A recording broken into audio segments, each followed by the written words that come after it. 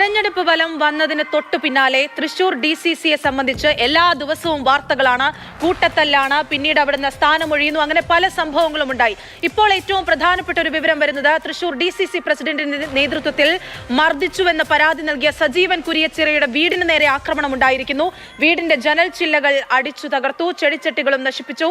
കാറിലെത്തിയ സംഘമാണ് ഈ ആക്രമണം നടത്തിയതെന്നാണ് വിവരം. MS ലിഷോയുടെ വിശദാംശങ്ങളുമായി. ലിഷോയ്, ഇത് രാഷ്ട്രീയ പകപോക്കൽ എന്നുള്ള രീതിയിൽ നിന്നും വീട് കയറി ആക്രമണത്തിലേക്കൊക്കെ അതിന്റെ സ്ഥിതി മാറുകയാണ്. വിശദാംശങ്ങൾ. രണ്ട് കാറിലെത്തിയ സംഘം ഏകദേശം 9 മണിക്ക് ശേഷം 9:30 കൂടിയാണ് ഈ വീടിന് നേരെ ആക്രമണം നടത്തിയതെന്നാണ് വീട്ടുകാർ പറയുന്നത്. ഈ സമയത്ത് DCC സെക്രട്ടറി ആയിരുന്ന സജീവൻ കുരിയച്ചിറയുടെ വീട്ടിൽ അമ്മയും സഹോദരിയും മാത്രമാണ് ഉണ്ടായിരുന്നത്.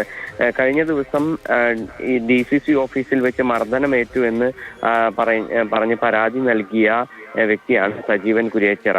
ഇദ്ദേഹം K മുരളീധരൻ പക്ഷത്തിന്റെ വിഭാഗത്തിൽ നിന്നുള്ള വ്യക്തിയാണ് എന്നാണ് പറയുന്നത്. എന്തായാലും അത് ആ വിഷയങ്ങളെല്ലാം തന്നെ, അതിനെ തുടർന്നുള്ള കൂട്ടത്തെല്ലാം എല്ലാം തന്നെ നമ്മൾ കണ്ടതാണ്. പിന്നീട് അത് പോലീസ് കേസായി.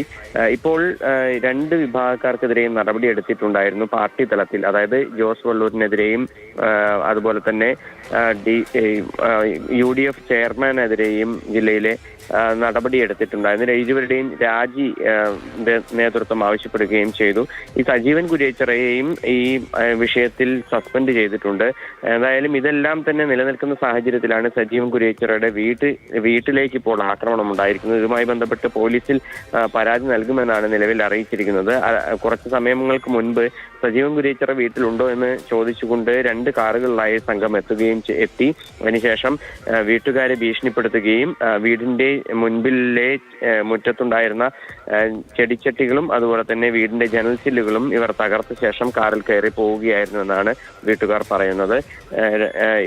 ഈ സമയത്ത് സജീവൻ കുരിയച്ചിറ ഇല്ലാത്തതിനാൽ മറ്റ് പ്രശ്നങ്ങളൊന്നും തന്നെ ഉണ്ടായില്ല, മർദ്ദനമോ മറ്റൊന്നും തന്നെ ഉണ്ടായില്ല.